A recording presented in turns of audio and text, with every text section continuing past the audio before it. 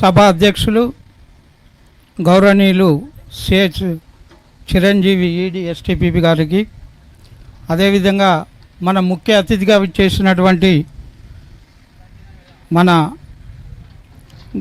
గౌరవనీయులు Shri LV Suryanarayana director operation గారికి, అదేవిధంగా తోటి ఐఎన్టీసీ జనక్ ప్రసాద్ గారికి, అదేవిధంగా CMOA president T Lakshmipathi Goud గారికి, అదేవిధంగా ఇతర అధికారులకు, వేదిక మీద ఉన్న అధికారులకు, అదేవిధంగా ఎస్టీపీపీ కార్మిక సోదరులకు, అధికారులకు, అదేవిధంగా ట్రేడ్ యూనియన్ నాయకులకు అందరికీ నమస్కారాలు తెలియజేస్తూ, ఈ నైనీ బ్లాక్ కోసం చాలా సమస్యలను సింగరేణి ఎదుర్కొన్నాయి.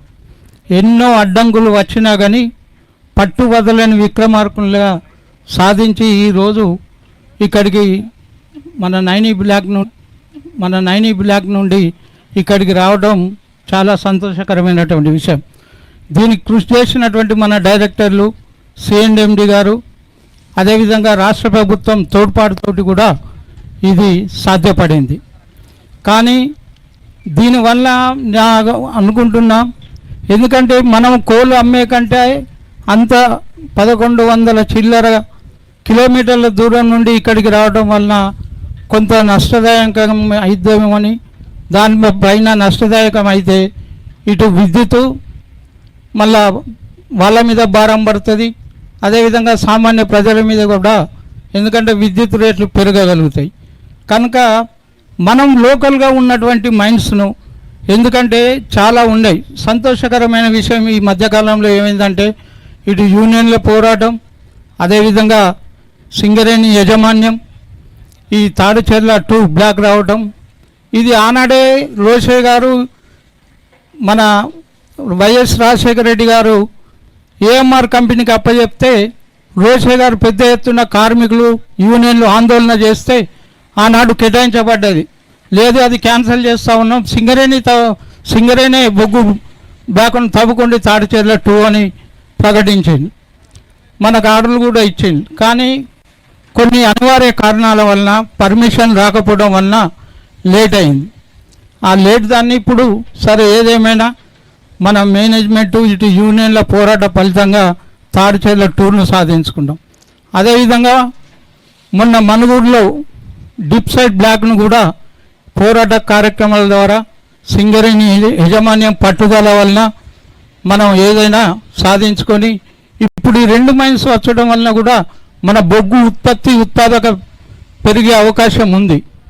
మేము కోరేది ఏంటంటే మనం నైనీ బ్లాక్ నుండి అక్కడ థర్మల్ పవర్ ప్రాజెక్టు పెట్టుకొని దానివల్ల లాభాలు గడించవచ్చు. ఇంత దూరం మనకు ట్రాన్స్పోర్టు అది తగ్గుతుంది.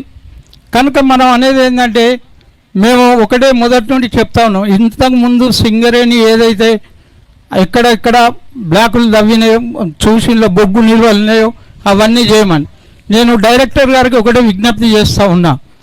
ఎందుకంటే మాదారం ఎంబీకే 2 ఇంక్ లైన్ నుండి 6 ఇంక్ లైన్ వరకు ఆనాడు నక్సలైట్ల ప్రభావంతో మూసివేసింది. బొగ్గు అండర్గ్రౌండ్ మైన్స్ తవ్వలేకపోయింది. ఎప్పటికీ సమ్మెలు, ఇతరత్ర కారణాల వలన ఆ జంగల్కు అధికారులు వేయడానికి కూడా భయపడడం వలన పిల్లల్ని అయితే నేను ఈ సమ్మెలు, ఇతరత్ర కారణాల వలన ఆ జంగల్కు అధికారులు వేయడానికి కూడా భయపడడం వలన ఆ విధంగా దాన్ని బంద్ చేయడం జరిగింది.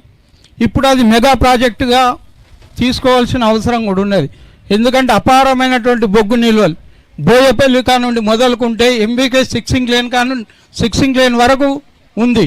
దాని తవ్వేది ఉంటే మనకి ఇక్కడ అధికంగా ఉత్పత్తి వస్తుంది, కార్మికులకు ఉద్యోగ అవకాశాలు కలుగుతాయి. మనం ఇది చేసుకోవాల్సిన అవసరం ఉంటున్నది. దీని మీద సింగరేణి యాజమాన్యం, ఎందుకంటే గతంలో మనమే తవ్వినాం కనుక పెద్ద దీంట్లో సమస్య ఉండదు. ఓన్లీ ఫారెస్ట్ డిపార్ట్మెంట్ నుండి మనం పర్మిషన్ తీసుకోవాల్సిన అవసరం కూడా ఉంటుంది. కనుక మనకు కేటాయించిన బొగ్గు బ్లాకులు కనుక దాన్ని ఇమీడియట్గా ప్రారంభించాలనేది వారికి మేము కోరుతూ ఉన్నాం. అదేవిధంగా మన గోలేట్లో కూడా ఇంకో ఓసీ ప్రాజెక్ట్ ఉన్నది. ఆ ప్రాజెక్టును కూడా త్వరలో అధ్యస్తే ఈ 2-3 నెలల్లో 2-3 సంవత్సరాల కాలంలో అవి ఉత్పాదక ఈరోజు తాడిచేరులో ఎట్లయిందో అదేవిధంగా మన మనుగూరు డిప్లాక్ ఎట్లయిందో ఇవి కూడా అదైంది. మేము శ్రావణపల్లి కూడా ఈజీగా రాగలుగుతాయి. శ్రావణపల్లికి ఎవరు ఈ ఎంఎండిఆర్ చట్టం వలన ఎవరు దానికి వేయలేరు టెండర్. ఎందుకంటే అక్కడ ఉన్నటువంటి సమస్య ఏంటంటే మామిడి తోటలనే అవి ఉన్నాయి. మన సింగరేణి కనుక తవ్వేది ఉంటే దాని టెండర్లు కూడా వేయలేకపోతారు. ఈ శ్రావణపల్లి కూడా తవ్వవలసిన అవసరం ఉన్నది. పీవీకే ఏది మన ఏదైతే ఇది ఉందో మన భూపాలపల్లిలో పివి నరసింహారావు మైండ్ ప్రాజెక్టును కూడా మనం ఇమ్మీడియట్లీ తెచ్చుకోవాల్సిన అవసరం ఉందని తెలియజేస్తూ దీనికోసం మన సింగరేణి యాజమాన్యం కృషి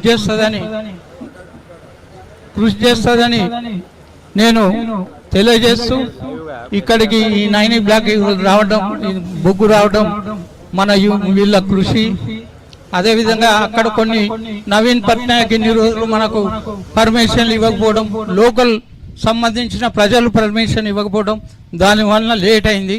కనుక అక్కడ బొగ్గును ఇప్పుడు మొన్న పోయి మన ప్రభుత్వం కానీ ఇటు సింగరేణి యాజమాన్యం పోయి కొంత క్లియర్ చేయగలిగిన్లు. ఇవన్నీ చేసుకుంటే ఇంకా మన సింగరేణి భవిష్యత్ కాలంలో అభివృద్ధి జరుగుతుంది. మరి మన జీవిత పరిమిత కాలం కూడా పెరిగే అవకాశం, ఈ సింగరేణి జీవితకాలం పెరిగే అవకాశం ఉంటుందని తెలియజేస్తూ నాకు ఈ అవకాశం ఇచ్చినందుకు ధన్యవాదాలు తెలియజేస్తూ ముగిస్తాను. Thank you sir.